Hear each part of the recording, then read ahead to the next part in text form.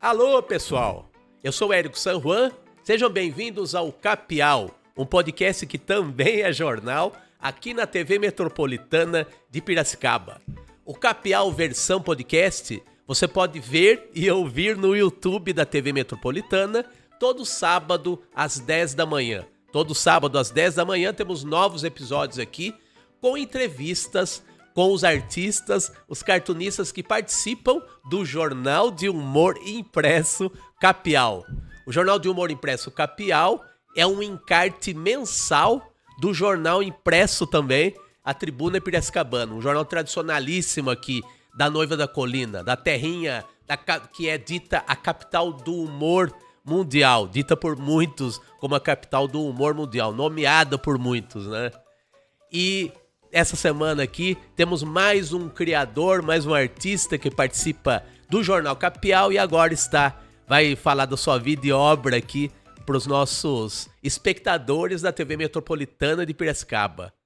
O cara que a gente vai conversar agora é um cara que é um grande contador de histórias e ele gosta de compartilhar essas histórias e contá-las junto com os amigos. E assim ele faz mais amigos, a vida toda. Gosta de conversar, gosta de contar histórias, algumas reais, outras inventadas, mas todas sempre muito interessantes. Vamos conversar aqui no Capial, o podcast que também é jornal, com o Fernando Vítulo. Seja bem-vindo, Fernando. Ô, Érico, obrigado, viu? Me sinto até importante, assim, né, de participar de tanta coisa legal. Tô aqui com o exemplar aqui do meu jornal Capial, né? E também tem as tirinhas aqui que nós desenvolvemos juntos aqui, né? Ó, tem Isso aqui as aí. duas do Silvio Santos, quando o Silvio Santos, infelizmente, veio a falecer no ano passado, né? E a gente, de uma maneira singela aí, fez essa homenagem a esse grande comunicador que foi o Silvio Santos, grande empresário, empreendedor, nossa, um cara sensacional. Como tantas outras também a gente fez, né, Érico? Como o do Washington Oliveto, que foi também uma homenagem muito bacana. Então é uma honra poder participar aqui e fiquei contente que aí na mesa onde você tá escrito Rádio Metropolitana e também viu o exemplar do meu livro, A Reinvenção do Rádio do AM ao Podcast, que acabou de sair agora pela editora Senac. Então estou muito feliz por essas duas coisas que estão aí na mesa. Mais que uma propaganda gratuita, é uma consideração aí pelo convidado da vez, né? Agora vamos começar a fazer essa divulgação nada discreta aí embaixo do nosso telão aqui dos nossos estúdios da TV Metropolitana de Piracicaba, né?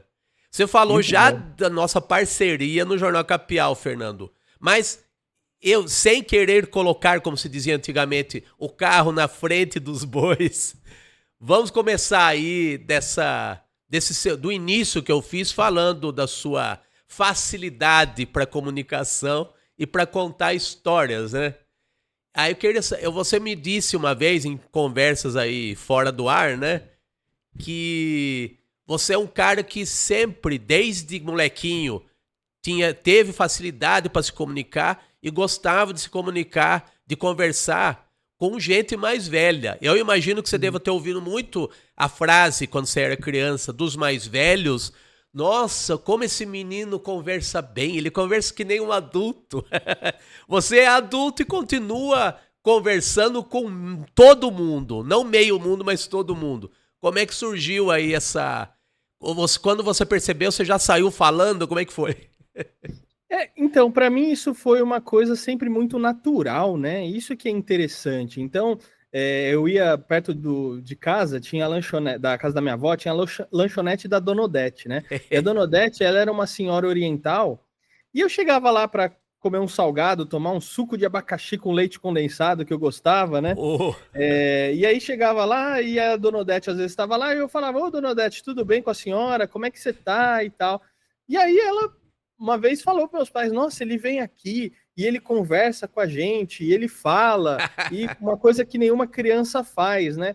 E eu sempre tive essa espontaneidade e essa facilidade de falar com todo mundo e transitar muito bem entre as pessoas de qualquer faixa etária e qualquer idade. E hoje também eu tenho muito isso. Talvez eu tenha hoje mais um pouco de dificuldade de falar com crianças, diretamente, conversar com as crianças, mas com pré-adolescentes e adolescentes, para mim já é bem fácil. Que interessante, muita gente não gosta de adolescente, né? Fala assim, não, eles são os aborrecentes, né? Puta fase chata. E eu já, por exemplo, não tenho esse tipo de percepção, né? Eu dei aula para adolescentes e para adolescentes durante 4 anos, né? E eu gosto muito de me enturmar com essa galera. E o legal disso, de você transitar entre todas as idades, é você ter um contexto do que está acontecendo no mundo, das coisas, e não ficar alienado numa bolha, né? Então, eu tenho um grupo que eu jogo online, que é um grupo de... Hoje eles são, já estão na faculdade, né? Mas eu comecei jogando com eles durante o período de lockdown, que a gente ficou travado aí, né? Eles tinham 12 para 13 anos, né? E hoje eles já estão fazendo faculdade. E por que isso é legal? Porque eles vão trazendo, você viu o aplicativo novo, você viu tal tecnologia, você viu isso, você viu aquilo. Então, às vezes, eles estão antenados numas novidades que, às vezes, eu não estou, até por causa do perfil da idade.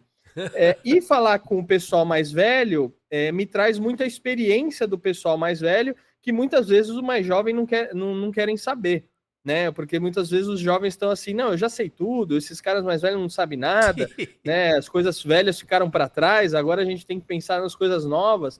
E eu não vejo muito bem por esse lado, porque muitas vezes o jovem também está achando que está inventando a roda. Né? E na verdade ele só está fazendo a mesma coisa que já foi feita lá atrás por alguém muito mais experiente, né? Então eu gosto, isso para mim me traz muito conhecimento, muita informação e de uma certa maneira me mantém atualizado. E é bom porque eu também balizo a linguagem que eu vou usar em cada lugar, em cada ambiente que eu tô, né? Eu acho interessante, e eu vou falar essa palavra muitas vezes, né? Eu percebi que é um cacoete aí, que você que é um bom comunicador, você pode me dar uns puxões de orelha também. Mas o seguinte, Fernando, eu acho que eu acho legal da sua parte é que você começou criança conversando com gente mais velha. Aí inverteu, né? Você mais velha conversando com gente mais nova, né? Isso é uma coisa... Eu acho que tudo o que puxa essa atitude sua é a curiosidade, né?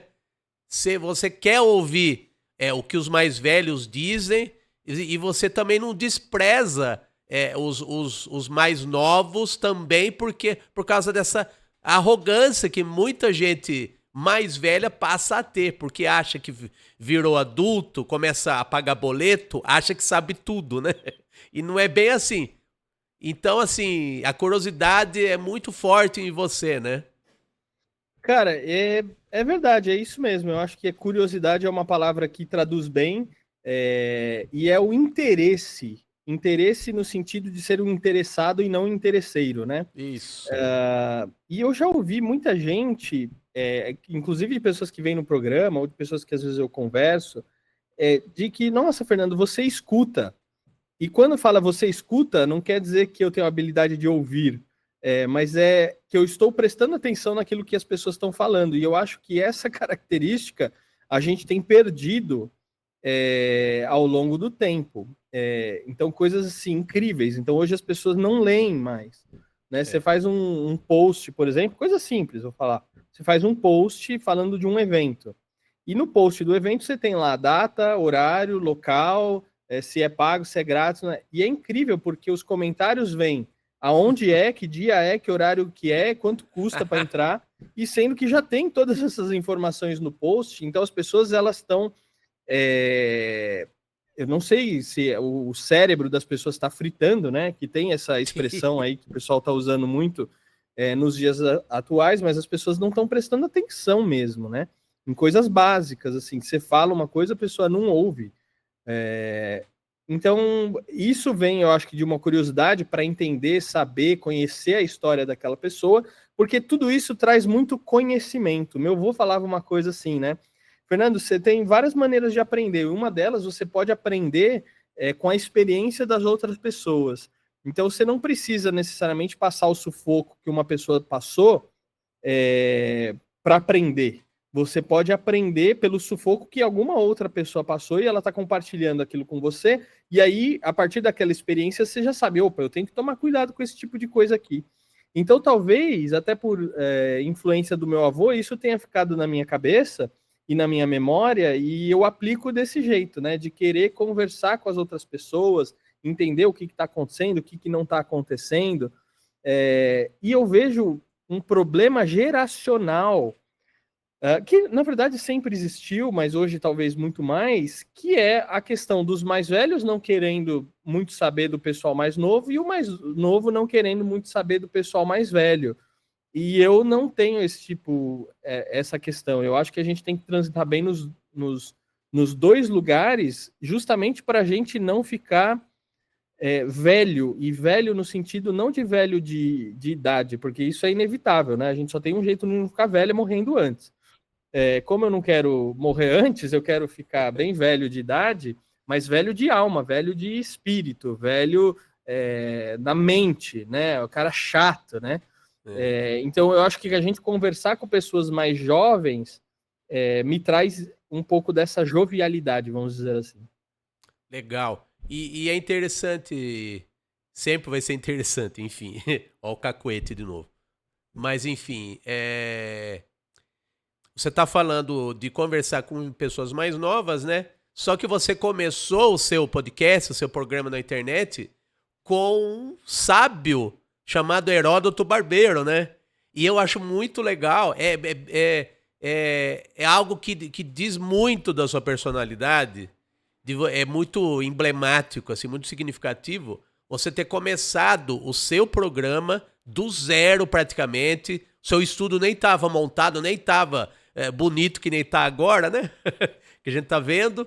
Tava em obras praticamente. Eu, Heródoto Barbeiro, de coração aberto, de mente aberta, ele aceitou participar de um programa, de um podcast que estava começando, que ele seria o primeiro. Em geral, e a gente já tem, nós dois, né, já temos alguma experiência com podcasts, né? Geralmente a gente começa quase implorando, assim, para as pessoas participarem, porque ninguém quer participar de algo que está começando. Muita gente aceita participar do podcast, do programa da gente, depois de alguns meses, tipo, mais pra frente você me chama, mais pra frente eu vou estar disponível. Tipo, vamos ver se esse programa vai existir daqui 6 meses. Né? Então é muito isso. E o Heródoto é um cara aberto ao novo, né? Como é que foi essa... que frutificou uma parceria até nos livros que vocês fizeram depois, né? A partir desse primeiro contato no podcast. Como ter feito esse primeiro contato com uma pessoa da mídia que aparentemente seria inacessível? Olha, primeiro eu fiquei muito surpreso dele ter aceitado o meu convite quando eu falei com ele. Até o momento dele chegar aqui, eu achei que ele ia furar de última hora, porque isso acontece bastante. E o mais legal é que muitas das pessoas que sentam aqui acabam virando amigos. Como é o caso com você, por exemplo, que eu posso citar aqui. E por que isso acontece? Pelo que eu já falei aqui, eu sou interessado e não interesseiro. Então, quando eu chamo alguém aqui para vir no programa, eu chamo no intuito de como eu posso ajudar essa pessoa, como eu posso ser útil para essa pessoa, como que o meu programa pode ser útil para essa pessoa, para o convidado que está vindo aqui, como também para a minha audiência. E o que eu vejo acontecendo muito é as pessoas fazendo convites para as pessoas do tipo, deixa eu ver como esse cara pode me ajudar. Né? Então é um interessado e não um interesseiro. É um interesseiro e não interessado, né? Eu acho que a gente tem essa grande questão, como eu já fui para alguns programas e as pessoas elas eram interesseiras, elas queriam alguma coisa que eu podia dar para elas. E as pessoas nem me conheciam. E conforme o tempo vai passando, você vai pegando essa malícia, né, de entender quem que está com você por causa que está querendo agregar alguma coisa junto com você, ou se ela está só com um interesse ali pontual em alguma coisa que você pode dar naquele momento. Então, assim, primeiro eu sou grato a todo mundo que vem aqui no meu programa. independente do tipo de exposição que essa pessoa tem. Como você sabe, Érico, eu não fico atrás das pessoas porque elas têm X mil seguidores ou porque elas têm exposição tal, exposição Y.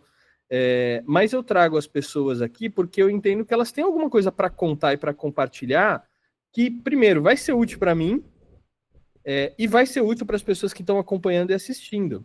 Eu vou dar casos recentes aqui, tá? Eu trouxe aqui, algumas semanas atrás, o Wagner Matroni. Wagner Matroni foi um grande diretor de televisão. Entre as emissoras que ele trabalhou, foi a TV Cultura. E ele teve experiência de trabalhar na NHK do Japão e também montar uma emissora nos Estados Unidos. E assim, ele não é famoso, entendeu? Então, se eu falar Wagner Matroni na rua, ninguém sabe quem é. Se eu falar no meio, as pessoas sabem. Mas se eu falar Neymar na rua, todo mundo sabe quem é. Muito diferente de Wagner Matroni. Então, eu vejo que as pessoas estão muito interessadas em querer, vou trazer o Neymar aqui porque o Neymar vai me trazer muita exposição, e não necessariamente por causa da história que ele tem para contar. E eu tô falando isso, eu não tô menosprezando o Neymar ou falando que ele não tem nada para contar. Na verdade, eu tô trazendo o caso porque todo mundo conhece o Neymar, então fica mais fácil para a gente ilustrar aqui, né? E conforme o canal foi crescendo, isso nunca mudou em mim. Eu continuo trazendo pessoas que são conhecidas do grande público, mas porque elas têm alguma coisa que eu acho que é muito bacana para contar, como também pessoas que não são conhecidas pelo grande público. Outro caso que eu trouxe aqui, que é um programa que ainda vai sair, eu trouxe um russo da Rússia mesmo, que montou uma cafeteria aqui no bairro. Eu fui tomar café lá, gostei da cafeteria, a esposa deles faz os doces, e eu trouxe ele um pouquinho aqui para conversar e bater um papo. Ele não é famoso, nem na Rússia e nem no Brasil. Mas eu falei, poxa, isso vai dar um bate-papo legal. E realmente deu. Né? Então eu acho que primeiro a gente tem que ser interessado e não interesseiro. E todo mundo que participa aqui do meu programa, eu sou muito grato a essas pessoas, e eu acho que agradecer nunca é demais. E claro que nem todas as pessoas a gente fica muito amigas ou muito próximos, mas algumas pessoas sim, que é o caso do Heroto Barbeiro, que isso desdobrou em outras parcerias, como os livros, né, que eu lancei com ele. Então, o primeiro livro, 100 anos de rádio no Brasil, depois o segundo livro, Manual do New Rádio, e esse terceiro que está aqui, que é a reinvenção do rádio, do AM ao podcast. E tem curso, e tem media training que a gente já fez junto, e tem palestra, e tem um monte de coisa bacana que a gente fez, como o Flávio de Souza também, que ficou meu amigo, e isso desdobrou no livro que vocês estão vendo aqui, o Alô, Alô, Planeta Terra Chamando, que tem, inclusive, uma entrevista muito bacana que o pessoal pode acompanhar aí no Ilustre Podcast, eu falando com o Flávio de Souza a respeito desse livro. Então, eu acho que é isso. Eu acho que primeiro, eu ser grato para as pessoas que vêm aqui, independente de elas serem famosas ou não, e pensar sempre, como é que eu posso ajudar as pessoas? Muito bem. Porque você está interessado em pessoas, Fernando. Eu acredito nisso, sabe? Por exemplo, eu vou citar uma entrevista recente aqui que eu gostei muito que você fez. Tipo, você vai entrevistar um músico, mas você não vai entrevistar por exemplo, o cara da música caipira, você não vai chamar o Leonardo. Eu tenho certeza que se você chamasse o Leonardo, a sua abordagem seria diferente, mas enfim. Você chamou o Paçoca. Paçoca com 2 S's, né? É isso aí. Que eu conheço. Só que eu sou muito interessado nos nomes que... Eu não vou chamar de segundo time, que é uma baita injustiça dizer. Mas assim, não tem os superstars e tem o pessoal que é o chão de fábrica, vamos dizer assim, falando bem toscamente, sabe? Tem os grandes estrelas, mas tem também os caras de meio de campo. Não é todo mundo que é Ivete Sangalo, ou Leonardo, ou Marília Mendonça, né? Então, tem as pessoas que têm um público médio, vamos colocar assim, e que são igualmente interessantes. A trajetória do Paçoca, que você mostrou que ele se sentiu à vontade para expor. Eu não sabia, por exemplo, que ele foi casado com a Vânia Bastos. A Vânia Bastos, uma grande cantora, que se tornou uma cantora de MPB, mas ela fez parte de um conjunto de vanguarda do Arrigo Barnabé. Então é muito isso, né? Você se interessa por pessoas.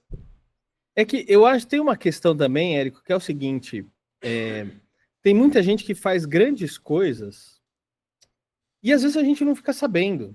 Porque não sai na mídia, isso não dá evidência, isso não dá clique, isso não dá audiência, isso não dá ibope. E são pessoas que construíram a nossa história ou a história de algum segmento, como, por exemplo, música caipira, igual você trouxe a questão do Paçoca, né? Ou, por exemplo, o Cassiano Ricardo, que eu trouxe aqui para falar sobre o programa Enigma, que fez muito sucesso no final da década de 80 aqui no Brasil, também pela TV Cultura, mas depois, por conta de outras questões no caminho da nossa vida, ele foi para outras áreas, ele sumiu da mídia como ele tinha evidência antes no Enigma. Mas ele fez uma coisa super fantástica que, se a gente não registra e a gente não conta essas histórias, isso se perde. E eu acho que o grande problema disso são essas histórias se perderem e às vezes a gente achar que está fazendo uma coisa nova, né? Então, o Enigma foi um game show de grande audiência da TV Cultura, que foi muito bacana. O Wagner Matroni contou aqui como é que foi criar esse programa e o Cassiano falou como é que era tocar esse programa, porque ele apresentava, né? E se a gente não faz esse registro, quem que vai fazer? Porque eu vejo que os grandes veículos, eles estão interessados em outras coisas. É falar da cor da cueca do Neymar, entendeu? Porque isso dá muita visibilidade e muita audiência. Só que falar da cor da cueca do Neymar, para mim, não está agregando em nada. Eu não estou acrescentando em nada. Eu não estou enriquecendo o meu repertório em nada. Isso, para mim, na minha vida, não muda nada. Mas, tristemente, é o que dá audiência aqui nos grandes veículos. O Heródoto, ele veio aqui, ele participou de um programa que eu indiquei ele para participar, chamado Você Está Contratado, né? Que é um programa com foco em recursos humanos e carreira. Um programa muito legal do segmento, para mim o melhor programa do segmento é esse. E ele falou, o Heródoto falou que todo dia de manhã, antes de entrar na Nova Brasil, ele vê os 12 maiores portais de notícia do mundo. Al Jazeera, Jerusalem Post, Washington Post, BBC de Londres, É o País, todos ele entra para ver o que esses jornais estão falando. E ele falou o seguinte, olha que curioso, nenhum desses portais, desses jornais, na primeira página, tem uma notícia de fofoca. De fulano que beijou ciclano, de que não sei o que da cirurgia de emagrecer, do procedimento do rosto de beleza, não tem. Mas você entra aqui no Brasil, mais de 50% do portal é de fofoca. Poxa, isso é um reflexo, é um espelho de como que está a nossa cultura hoje. Do que as pessoas estão preocupadas hoje. Né? As pessoas estão preocupadas mais com se fulano ou Beltrano está fazendo um procedimento estético do que de como está indo a economia do nosso país. Isso é muito triste. Então a gente precisa rever algumas coisas enquanto comunidade, em como a questão de educação, em como mídia, em como comunicadores, o que a gente está fazendo, o que a gente está registrando, o que a gente está levando para as pessoas. Né? Então, essa é a minha crítica e a minha luta, porque fazer conteúdo, que eu digo conteúdo de qualidade, ou conteúdo relevante, ou conteúdo histórico, não dá clique, não dá visibilidade. E não ter clique, não ter visibilidade, é difícil para você ter anunciantes, é difícil você monetizar canais no YouTube, no TikTok, Instagram, em qualquer lugar. Mas, ao mesmo tempo, é muito mais gratificante. É muito legal quando eu escuto alguém falar, cara, eu ouvi isso aqui no teu programa, ou li isso aqui no teu livro, e isso fez toda a diferença para mim. Isso é muito gratificante. Que bom. Como disse o Raul, cantou o Raul Seixas, numa música até menos conhecida dele, se não me engano, Não Fosse o Cabral. Dele e Cláudio Roberto, se não me engano. Falta de cultura para cuspir na estrutura. Pois é. Essa frase é ótima. E eu acho que a gente perde nosso senso crítico quando isso acontece e a gente se torna pessoas fáceis de manipular. E esse é o grande problema. Quando a gente lê, quando a gente estuda, quando a gente busca conversar com as pessoas, a gente aumenta o nosso senso crítico e a gente não vai ser enganado fácil. Exatamente. É uma bela dica aí, viu? Que sempre há tempo para consertar essa mancada aí do dia a dia da gente e se ilustrar um pouquinho mais, né? Como se dizia antigamente. E falando ainda das conversas com o pessoal, Fernando, ao longo da sua vida, você teve um primeiro contato aí com muita gente no dia a dia, com os alunos, nos primeiros anos aí de trabalho seu, que você foi um professorzão, né? E esse dom aí da comunicação te auxiliou, inclusive, a resgatar o seu passado. E você fez uma série de programas e podcasts com o pessoal dos programas infantis clássicos da TV Cultura dos anos 80 e mais dos anos 90 em diante, né? E isso te ajudou, inclusive, a estabelecer uma rede, ter uma rede de contatos aí, com esse pessoal aí da sua infância, né? Que fez a alegria da sua infância, os programas da TV Cultura, a ponto de você conhecer o grande criador desses programas, que é o Flávio de Souza, e até vocês fazerem juntos o livro, né? Como é que foi esse percurso de espectador a praticamente amigo? O amigo você é hoje do Flávio de Souza, né? Como que foi esse caminho? E depois do livro, ainda não vou falar de outra coisinha em seguida, que você sabe qual é. Cara, eu não sei, toda vez que eu penso essas coisas, dá até um nó na garganta que a gente fica meio emocionado, né? Mas eu juro que quando eu convido as pessoas para vir aqui, eu não convido elas com alguma expectativa. Então, quando eu conheci o Flávio aqui através do meu programa, eu não tinha uma expectativa de escrever um livro com ele. E nem com o E Heródoto, né? nem com o Heródoto, Nem com muito ninguém, menos, né? entendeu? A minha expectativa era fazer uma boa entrevista. Tanto que eu estudei bastante sobre eles para fazer uma entrevista diferente, como eu faço com todo mundo e continuo fazendo. E isso volta naquilo que eu falei, né, do interesseiro versus interessado, e a gente começa a desenvolver uma amizade para começar a desenvolver outras coisas. E para mim foi uma realização de um sonho conhecer tanta gente que acompanhou minha infância ou que fez parte da minha infância que parecia que estava junto comigo todo dia, né? E eu acho que não vai parar por aí, porque, por exemplo, essa semana eu trouxe o pessoal do Quintal da Cultura, que é um programa recente da cultura, que está há 15 anos no ar, mas que não fez parte da minha infância. Mas é muito interessante, porque aí você começa a conversar com eles e entender o programa e algumas coisas que o pessoal tentou manter o legado daqueles programas como Rá-Tim-Bum, Castelo, O Mundo da Lua, deixaram, né? Como eu também falei de outros programas mais antigos, como o Bambalalão, que também eu peguei o finalzinho dele ali, né? Na minha infância. Vi muita reprise também, que não foi tanto da minha época, mas foi muito legal falar sobre esses programas.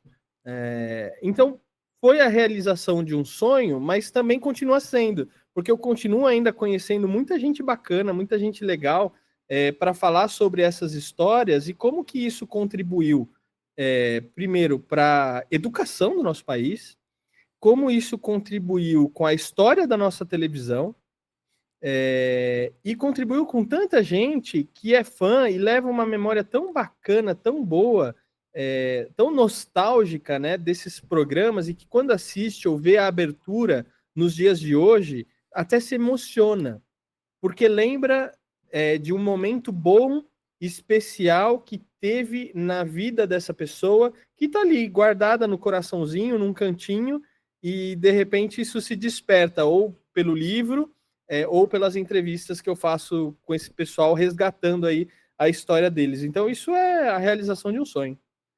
Que bom. E você sabe que no lançamento do seu livro com o Flávio de Souza, falando de todos esses programas clássicos aí da TV Cultura, lá no MIS, aí em São Paulo, né? Eu estive aí, foi muito legal. O talk show que você fez com o Flávio e o Heródoto, né? engraçado pra caramba. Muito engraçado. E eu tinha uma sensação de uma pessoa que cresceu com TV. Eu sou 10 anos mais velho que você. Então, Uhum, pra mim, claro que pra você teve também, a TV teve um impacto definitivo na sua vida. Mas uhum, pra mim teve muito mais, assim. Eu acredito que uhum, foi mais, até por conta de eu ter pego uma fase da TV dos anos 80, sabe? uhum. 80 para 90. Então, a TV era quase só o que havia de entretenimento, que se chama hoje, né? Nas horas vagas, né? E crianças têm muitas horas vagas, né?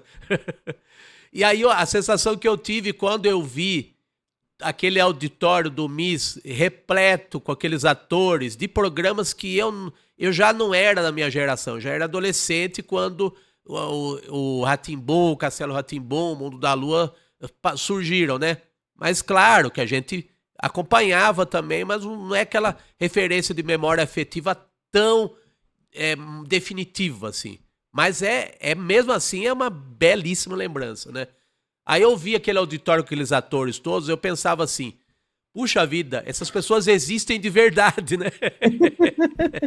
É muito engraçado, né? Tanto o talk show foi engraçado e a reação de torcida de futebol lá, a momentos do talk show que o Flávio falava dos programas, né? Todo aquele ambiente todo, aquela atmosfera que você proporcionou pra gente foi muito legal. Tem uma questão minha, né? Que eu nasci numa realidade de São Paulo, né? É, Em São Paulo, a gente não tinha muito, na época que eu nasci, claro, não tinha muito de brincar na rua, né? é. Já era meio perigoso, já era meio complicado, né? Então eu ficava muito dentro de casa, né? No máximo eu ia na casa dos meus amigos, passava o dia lá e tal.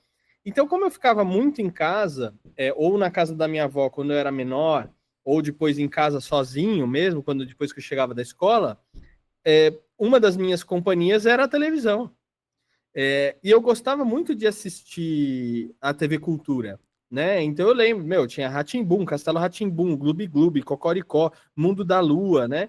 E eram tantos programas assim que foram sendo produzidos um atrás do outro, e depois passava realmente um atrás do outro. Por isso que eu falo que é como se eu sentia que aquelas pessoas fossem minhas amigas. Então, quando eu conheci, por exemplo, o Carlos Moreno, eu pensava assim que quando ele chegou aqui, eu pensei que ele ia falar: Ô Fernando, tudo bem? Quanto tempo a gente não se vê? Mas é que ele não me via, mas eu via ele muito, né? É. Então é estranho, porque eu sei que é um ator, eu sei que ele está representando um personagem, mas às vezes dentro da nossa cabeça é difícil a gente mudar essa chavinha aqui, né?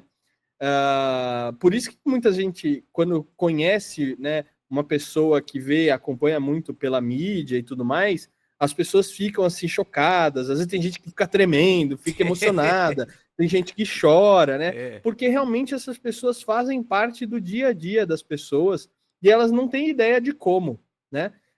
E eu vejo que muitos desses atores da TV Cultura só foram ter essa ideia anos depois, quando o pessoal ficou mais velho e começou a reconhecer eles na rua, né? Porque quando a gente às vezes é criança, às vezes não consegue muito identificar até por causa da roupa, porque você tem todo um figurino, você tem uma maquiagem e tal. E hoje eles são super reconhecidos na rua, e eles falam: caramba, a gente realmente conversou com muita gente e a gente não tinha nem ideia, né? Então isso foi muito legal. Olha, eu até vou aproveitar e contar aqui um mico público que eu paguei uns 10 anos atrás. Você falou das pessoas verem os ídolos de infância e tremerem, né? E aconteceu isso comigo já adulto e conhecendo uma cantora, um casal de cantores aí de São Paulo, que é meio alternativo, e eu sou mais da MPB. Só que eu escutei um disco de rock meio alternativo deles, um casal. Nem é o som que eu escuto tanto assim, mas é difícil, eu acho que você ter um impacto tão grande com uma obra de arte quando você é adulto, comparando com o impacto que você teve com muita coisa que você acompanhou quando era criança, né? E eu, adulto, tive impacto com esse disco que nem é. do meu gênero que eu gosto mais, é o rock e um casal. Muito bem. Aí eles foram fazer um show no Sesc de Piracicaba. Eu fui lá autografar o meu CD, ainda tinha CD, né? Eles ainda chegaram a estrear em disco com CD ainda, né? Aí acabou o show, naqueles palcos que o Sesc tem, em muitos Sescs aí ao lado da lanchonete, né? Um espaço menor. Esperei todo mundo ir embora para falar com os dois. Quando ela desceu da escada, os dois desceram da escada, do palco, eu comecei a tremer, rapaz. E eu pensei, meu Deus, quem diria, né? Eu até todo irreverente, muitas vezes com gente que tem essa atitude de tiete, né? Eu falei, nossa, eu tô pagando a minha língua nesse exato instante, né? Aí precisei tomar água, me acalmar. E aí vem aquelas frases clichê de todo fã. Oh, eu gosto muito do seu trabalho, essas coisas. Então, a gente não escapa disso nem adulto, né? Então é Não, muito não escapa isso. porque nós somos seres humanos, né? Enquanto a É, gente for seres humanos, a gente tá sujeito a isso, não tem jeito. exatamente. Fiquei feliz de você me chamar de ser humano. Muito obrigado.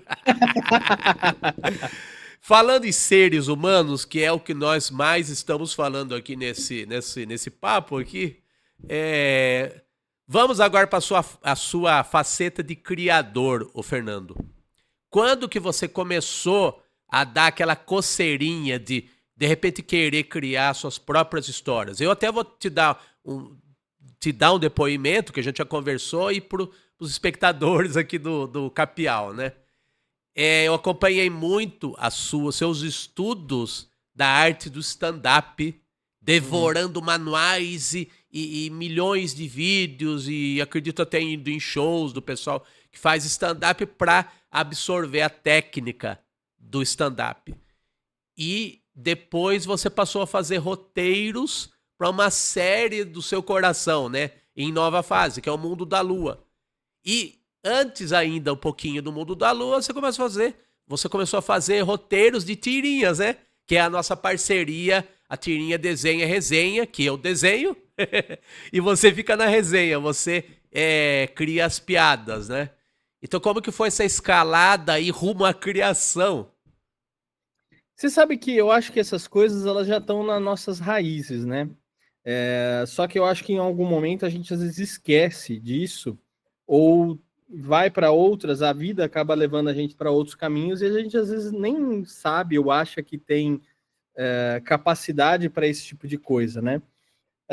E aí, quando eu comecei meu canal mesmo, isso lá em 2019, que eu comecei a criar, conversei com as pessoas, etc e tal, eu comecei a me abrir para as possibilidades, né? Do que eu podia fazer, do que eu não posso, o que é legal, o que não é legal, o que eu gosto, o que eu não gosto. Então, eu sou um cara que eu vou me abrindo muito para as possibilidades, né? Eu não me fecho às possibilidades e se tem um desafio novo, eu falo, putz, isso aqui pode ser legal, né? Isso aqui pode ser bacana. Claro que o start, eu acho que de muitas coisas daí veio a partir do livro dos 100 anos de rádio no Brasil, que, como eu comentei já, eu não gostava de ler. Então, quem dirá escrever? Porque eu acho que para você escrever, você tem que ler. Eu acho que o primeiro mandamento. Se você quer escrever, leia. E eu nunca gostei de ler. E veio um cara aqui uma vez no programa e ele falou assim, que ele costumava falar, né? Não é que você não gosta de ler, é que nunca te apresentaram o livro certo. Aham. E eu acho que para cada um, realmente tem um tipo de literatura que desperta mais e outras que bloqueiam mais. Então tem livro que eu começo a ler e falo, puta, não aguento isso aqui. E eu largo no meio, eu paro que eu não aguento mesmo. E tem livro que você começa a ler e de repente num dia você acabou de ler o livro. E poxa, esse é o tipo de literatura que eu preciso estar mais perto, mais próximo e assim por diante. E aí, depois que veio o livro dos 100 anos de rádio, eu achei legal aquilo lá e falei, preciso começar, vou fazer outras coisas disso, né, de escrever. E aí veio a oportunidade, quando eu conversei com você, de fazer as tirinhas, né? É. E aí comecei a ter ideia, vamos fazer uma ideia disso, disso e aquilo, tal, e escrever, e comecei a escrever, e até agora não parei de escrever. E eu nunca me imaginei escritor de nada, nem de livro, nem de roteiro de quadrinho, nem de coisas mais relacionadas ao humor, nem de nada disso, né? E eu nem me sinto capaz de falar que eu sou humorista ou comediante, né? Que você falou que eu estudei bastante, mas eu ainda acho que eu tenho um longo caminho ainda para percorrer, para aplicar, muita coisa ainda para fazer, estou aprendendo muita coisa. E assim, eu acho que quando vem uma oportunidade, eu tento embarcar nela, né? E falo assim, vamos ver o que vai ser disso daqui. Como é que vai ser essa experiência? Será que eu vou gostar? Não vou gostar? Porque realmente tem coisas que eu já fiz muito no passado, mas que hoje já não fazem tão sentido para mim como já fizeram um dia, né? E hoje para mim escrever está fazendo muito sentido. Eu acho que isso sempre, igual eu falei, sempre teve na minha raiz, mas eu acho que ficou escondido e adormecido por um tempo. É curioso demais isso, né? Uma pessoa que disse que não gostava de ler já lançou. Quantos livros você tem? Uns 4 já, pelo menos, né? Não, então, lançados fisicamente mesmo, são 4. É, Mas esse aqui, que é o que você está falando agora, A Reinvenção do Rádio, ele é meu quinto livro. Que sim, antes, o meu segundo livro foi o livro de vendas, né? isso. E o livro de vendas vai sair agora em setembro, de maneira física, como a segunda edição, já com um método sobre vendas que eu criei. E isso É. é muito maluco também, porque tem muita gente que vê, Fernando, você fala de rádio, fala de podcast, fala de comunicação, e você fala dos TVs da TV Cultura, você escreveu o roteiro do Mundo da Lua, mas você fala de vendas. O que tem a ver isso? Porque, na verdade, é uma metodologia de vendas com base em comunicação que eu fiz. Então, comunicação e vendas tem tudo a ver. Quem não comunica se trumbica, como diria o Chacrinha. É. E quem não comunica, não se comunica, não vende. Então, um bom vendedor ele precisa se comunicar. Então, para a gente vender, seja lá o que for, a gente precisa se comunicar. Então, ele é um livro de comunicação, mas com foco em técnicas de vendas, né? Por isso que eu falo assim, às vezes eu vou aparecendo em umas oportunidades ou nos nichos que parecem ser desconectados, mas quando você olha mais de longe, você vê que eles têm uma conexão muito profunda. E eu acho que tem tudo a ver pelo seguinte: a gente está se vendendo o tempo todo. É isso aí. A gente se vende, nem que não seja uma venda de um produto, sei lá, você vai vender sabão em pó, sei lá, qualquer coisa. Você pode vender ideias, você pode vender argumentos, você pode vender conceitos, você pode vender tirinhas. É isso aí. E por isso que muitos projetos que você tem começaram a partir da conversa. Porque é como você falou, e se você deixar fluir uma relação, você vai descobrir afinidades e como você é uma pessoa realizadora, eu imagino que você vai atrair sempre pessoas que também realizam. Não vai ser gente que vai ficar reclamando da vida, que vai achar que o Brasil tá uma porcaria, que o mundo tá uma porcaria, que o Trump vai acabar com o mundo, essas coisas, né? É isso aí. Então, gente derrotista, gente realizadora, eu acho que a comunicação acho que funciona como um imã para as coisas boas e também para as coisas nem tanto. E no seu caso, para as coisas boas, né? E eu acho que a gente tem que ser movido. Eu, por exemplo, eu sou movido a projeto. Então, É, quando eu acabo um projeto, entreguei, eu já estou pensando no outro. isso aí. Então, você me acompanha mais, você sabe bastante, me acompanha no sentido de ser amigo e da gente conversar e trocar muita ideia. Sim. Então, eu já acabei o livro de vendas no ano passado, e no final do ano passado eu já comecei a escrever o livro Não Seja Chato, que é um livro bem-humorado, que é um livro que você acompanhou bastante, você inclusive já leu ele em primeira mão, Isso aí. para me dar os pitacos e me dar as ideias e me dar algumas orientações do que é legal, o que não é. Inclusive as ilustrações que estão no livro são feitas por você também. Então eu acho que é projeto, entendeu? Então eu acabei um, já entreguei, já estou pensando no outro, já estou fazendo outra coisa, porque a gente é movido, eu sou movido por projetos, e eu acho que isso é legal, porque cada projeto é um desafio diferente, é um desafio novo, e que a gente aprende muita coisa com esses projetos, né? Talvez muita coisa não seja tão rentável no primeiro momento, mas, cara, o que a gente acumula de conhecimento não é brincadeira. Ah, sim. E assim, claro que a gente precisa pagar os boletos, é inevitável, né? Não tem escapatória. Mas assim, eh, eu acho que tem coisas que precisam ser feitas, sabe? Vou muito por esse sentido. E uma outra coisa também, eu queria que você falasse da experiência do mundo da Lua. Um, Uhum. um molequinho que via o mundo da Lua, de repente virou roteirista da nova fase aí do mundo da Lua, já com os personagens 33 anos depois, o público volta a acompanhar a trajetória da família Silva e Silva, né? Como é que foi essa entrada aí, primeiro como espectador e depois como roteirista da nova série, né? Muito legal. Primeiro, eu fiquei muito emocionado quando o Flávio veio fazer o convite para mim no começo do ano. Ele falou: Ó, vai entrar em contato com você uma pessoa para discutir seu contrato como roteirista na série Mundo da Lua. Eu Opa! falei: Como é que é? Você está brincando? Não, ele falou: Não é brincadeira, e se fosse brincadeira, seria uma brincadeira de muito mau gosto. Cara, e foi assim, eu já cheguei, já tava. O Flávio estava fazendo as sinopses, e aí a gente começou a fazer as sinopses, mandar para aprovação, não sei o quê, para depois desenvolver os roteiros. Foram 24 episódios. Desses 24, eu pude escrever 10 episódios. Cara, foi uma experiência assim, fantástica. Eu aprendi muita coisa com o Flávio. Sobre dramaturgia, sobre série, sobre como escrever, sobre como escrever para ator, né, na questão principalmente de televisão.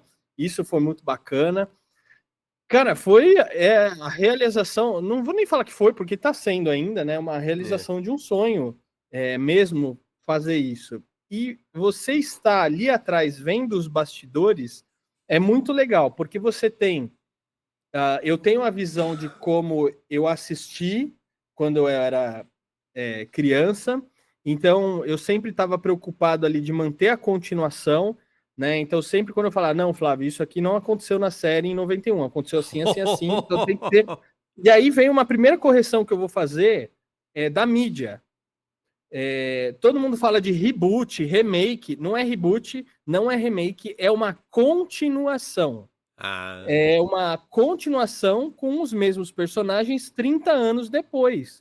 O que aconteceu com aqueles personagens? Então, o Lucas Silva e Silva cresceu, ele casou, ele teve uma filha, ele virou piloto de avião. O que aconteceu com o tio Dudu? O que aconteceu com o Eduardinho, que era o filho mais novo ali, que nasceu, que termina a temporada de 91, né? Nascendo, né? O que aconteceu com o Eduardinho? O que aconteceu com a Juliana, que era irmã do Lucas Silva e Silva? Então, é uma continuação. E aí vem a minha crítica de novo, né, na mídia. A mídia não se dá o trabalho de ler as notas de assessoria e das coisas, né? Não é é. reboot, não é remake, é uma continuação. E aí é muito interessante, porque eu como estou dentro ali, estou vendo as coisas que estão acontecendo no bastidores, você via às vezes as notícias e falava assim, gente, mas isso é muito longe, distante da realidade. Isso aqui não tem nada a ver com a realidade do que realmente de fato aconteceu ou está acontecendo, né? Para você ver como está ruim o nosso jornalismo, que as pessoas não se param para ler, para prestar atenção, para conversar com as pessoas, para entender o que está acontecendo, o que não está acontecendo, o que é, o que não é, né? Então, o Mundo da Lua 2025 é uma continuação. A gente termina a temporada ali de 91 com 52 episódios, ou 51, 52 episódios, 52. E agora a gente tem uma continuação com 24 episódios com os personagens todos mais velhos e o que aconteceu depois disso. Então é nessa nova temporada que estreia agora dia 28 de junho. O pessoal, às 19 horas, pode acompanhar pelo canal aberto na TV Cultura Já ou pelo estreou, Cultura. já estreou. O nosso Já estreou, podcast né? vai Então já pro ar estreou. depois da estreia. Isso, então, ou também pode acompanhar pelo Cultura Play, que é o aplicativo de streaming da TV Cultura. Isso. Cara, ficou uma super produção, a qualidade de imagem, a qualidade dos sonhos da Emília. A Emília, interpretada pela Sabrina, a Sabrina também uma atriz mirim fantástica, parece que ela já nasceu pronta, assim, né? E o pessoal vai ver a qualidade dos sonhos, dos efeitos visuais, efeitos especiais, a qualidade de imagem, assim, tá uma super produção. Então eu tenho um orgulho muito grande. Primeiro que eu pude trabalhar mais uma vez um projeto muito legal com um amigo meu, que é o Flávio de Souza. Eu pude aprender muita coisa e realmente tá muito legal a série. Que legal. Você falou de a série ser uma continuação, né? Uma outra continuação, mas que eu acho que no mundo da Lua tá mais atual, tá mais perceptível, dá para perceber melhor que é uma continuação. Eu faço uma comparação com o Carga Pesada da Globo, que houve nos final dos anos 70 e começo dos 80 o Carga Pesada original, lá com Pedro e Bino, os personagens lá do Fagundes e do Stênio Garcia, e 30 anos depois, 20 anos depois, não me lembro bem, nos anos 2000, houve uma nova leva de episódios do Carga Pesada, já mostrando eles 20 anos depois. Então, é mais ou menos o que está acontecendo com o mundo da Lua, né? Então, é por aí o negócio, né?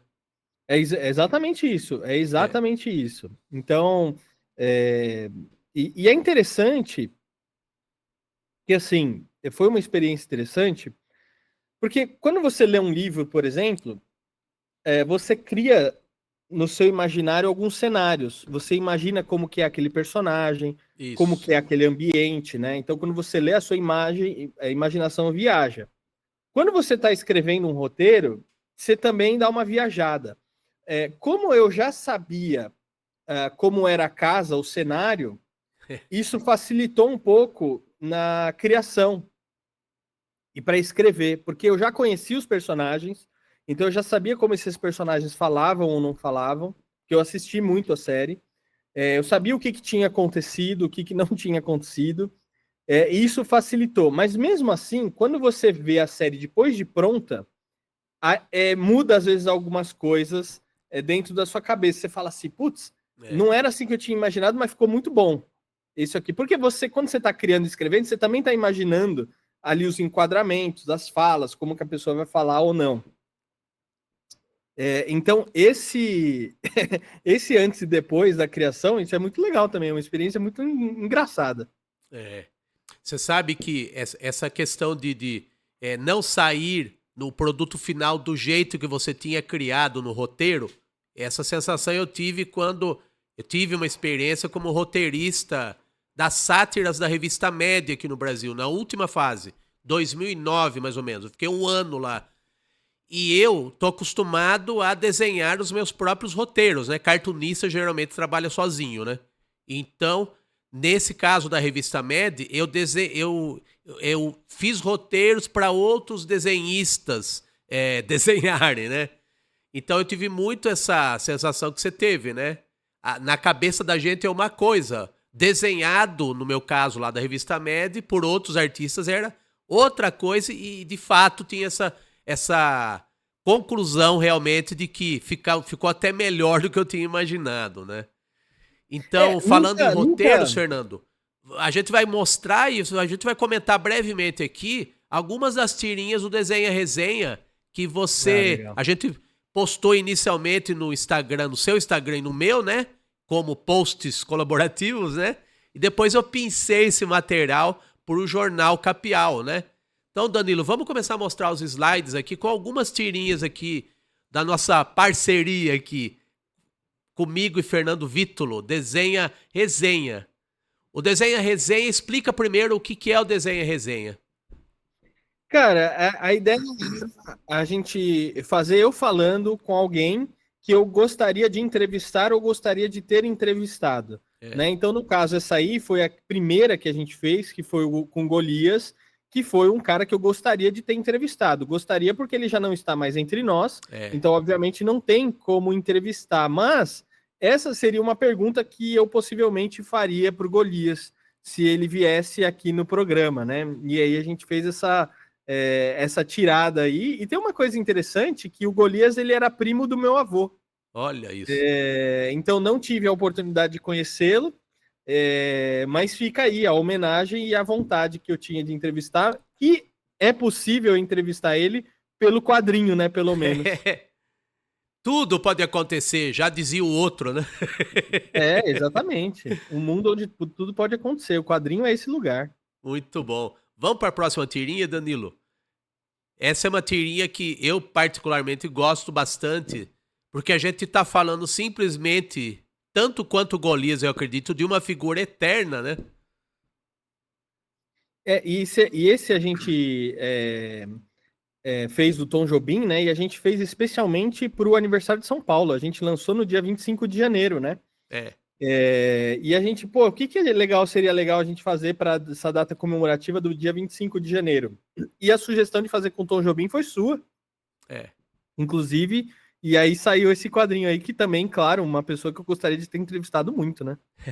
Não, e é legal, né? Porque um carioca visceral, né? Como a gente fala na tirinha da Clara e da Gema, ele nasceu no mesmo dia de São Paulo. Pois é, que coincidência maluca. Muito bom. Vamos pro próximo, Danilo? Para a próxima tirinha? Já é uma tirinha que, de certa maneira, profética, viu? Conta aí, por que é profética? Isso aí foi muito louco, porque essa aí foi com o Antônio Fagundes, a gente lançou isso no aniversário dele, se eu não me engano. E a pergunta era essa, entre ser o dono do mundo e viver no mundo da Lua, porque na mesma época que ele fez o Mundo da Lua, em 91, ele também estava fazendo a novela da Globo, chamado Dono do Mundo, onde ele era um desgraçado. A festa do vinho aqui no bairro de Santana, para nós, ele era um pai de família, super gente boa, né? Que amava os filhos. Então, dois personagens muito diferentes. E depois que a gente lançou essa tirinha, eu não lembro se foi no começo do ano passado, ou no retrasado, depois eu conheci realmente o Antônio Fagundes, porque eu entrevistei ele no meu programa. Ele me ligou. Fernando, tô te ligando porque o Flávio passou seu contato para ser entrevistado aí no seu programa. Eu falei, caramba, é o Antônio Fagundes, né? Que coisa louca. E eu fui lá entrevistar ele e eu fiz essa pergunta para o Antônio Fagundes, e quem quiser ver o que ele respondeu vai ter que assistir a entrevista no meu programa. É isso aí. Gancho perfeito, muito bom. Vamos para a última tirinha da série aqui, Danilo. Outra tirinha que tem a ver aí com seus recentes passos aí no audiovisual. Esse, na verdade, foi um spoiler, né? Isso. E as pessoas não sabiam ainda que ia sair o Novo Mundo da Lua. Eu já sabia, já estava trabalhando na produção, né? E a gente lançou no começo do ano, não foi, Érico, esse aí? Acho que sim, foi começo do ano. Até eu fiquei meio cauteloso, perguntei pra você, mas será que a gente pode soltar? Não tá dando pista demais aí? Mas o Flávio também deixou e falou, e eu fiz isso, justamente isso, porque, na verdade, essa brincadeira aí, né, você chamaria para fazer o cafezinho, eu fiz com o Flávio. Na verdade, eu falei com ele anos lá atrás, porque ele já tinha me falado de uma possibilidade do Mundo da Lua acontecer. Isso em 2023 ou 2022. Eu falei, se acontecer, me contrata para fazer o cafezinho pro pessoal no camarim. Eu falei brincando, mas falei sério, porque, para mim fazer o cafezinho ia ser ótimo. E depois ele veio com essa de eu ser roteirista, né? Então, primeiro eu acho que foi uma aposta muito grande do Flávio, um risco que ele correu, porque eu nunca tinha roteirizado nada, ainda mais dramaturgia. É claro que ele tinha um pouco de noção do que eu fazia por causa do livro, a gente escreveu junto, ele sabia como eu escrevia. Mas mesmo assim, eu acho que foi um risco, uma briga que ele comprou aí, pôs o dele na reta, porque se desse ruim, ele que ia pagar o preço, né? Mas deu tudo certo, e esse foi um spoiler. Eu falei, precisamos lançar isso daí. E claro que o pessoal não se ligou na época, né? Porque não estava lançando nada ainda, mas depois veio a notícia que ia ser feito o Novo Mundo da Lua. Que bom. Nossa, o Flávio, e você vê, né, Fernando? Olha, eu considero que isso é muito coisa de índole. Acho que as pessoas percebem quem é bem intencionado, sabe? Então eu acredito que ele fez a aposta com certeza de que ia dar certo, viu? tanto a Heródoto lá no seu primeiro programa, aí surgiu essas parcerias com livros, né? Você fazer as entrevistas com o pessoal, conhecer o Flávio, o pessoal da TV Cultura, dos programas infantis, né? Aí isso gerou livro, gerou outra parceria que foi no Mundo da Lua, né? Então é esse caminho aí que você abre com as suas próprias... você pavimenta, você constrói esse caminho e as pessoas te ajudam muito nisso, né? Então não tem como dissociar a sua índole dos resultados do que você tem feito, né? Porque você está cercado de gente boa, né? Porque você é gente boa. Não, aí não tô puxando saco, não. Parece frase de efeito pra terminar podcast, de fato mas é de coração. Não, é que você ainda não conheceu meus podres. Quando você conhecer meus podres, aí você vai ver só que eu sou um cara muito ruim, na verdade. Mas eu acho que eu tento me cercar de pessoas melhores do que eu. E isso faz com que eu aprenda muita coisa, né? E vou voltar aqui e falar de novo, porque eu acho que é pela repetição que a gente aprende. É ser o interessado e não o interesseiro. Quando você é o interessado, você vai muito mais longe do que quando você é o interesseiro. Eu acho que as pessoas interesseiras, elas acham que elas estão cortando o caminho. Então elas estão, como é que eu corto o caminho aqui para chegar lá onde eu quero? E, cara, não tem caminho fácil, entendeu? As coisas dão trabalho, as coisas são difíceis, as coisas são desafiadoras. Eu mesmo, quando o Flávio me chamou para ser roteirista no Mundo da Lua, eu fiquei pensando várias vezes, será que eu vou dar conta? Será que eu vou conseguir entregar? Então, às vezes, num dia, às vezes eu tinha que escrever 8 páginas de roteiro. Cara, era desafiador para quem nunca tinha feito roteiro na vida. E aí depois, vamos mudar isso, vamos alterar isso. E além de fazer os meus, eu ainda tinha que revisar o do Flávio. Então, quando o Flávio fazia, e quando ele escrevia, ele mandava para eu revisar. Quando eu fazia, eu mandava para ele revisar, entendeu? Então tinha essa troca assim muito bacana, onde eu aprendi muita coisa, e sei que ainda vou aprender muito mais coisas nos próximos projetos. Maravilha. Então, um recadinho aí pros invejosos e as pessoas que acham que tudo é fácil, o pessoal de plantão aí. A tosse é para dar o timing. Um aviso aí, os atalhos podem levar ao abismo. Então, vai na linha reta, não tenha pressa que você vai chegar lá. Os bem intencionados vão longe, vão longe. É isso aí, meu avô dizia, Érico, só pra gente fechar, meu avô dizia o seguinte: Fernando, devagar se vai longe. Isso. Né? Ou, como também diria meu avô, de grão em grão a galinha enche o papo.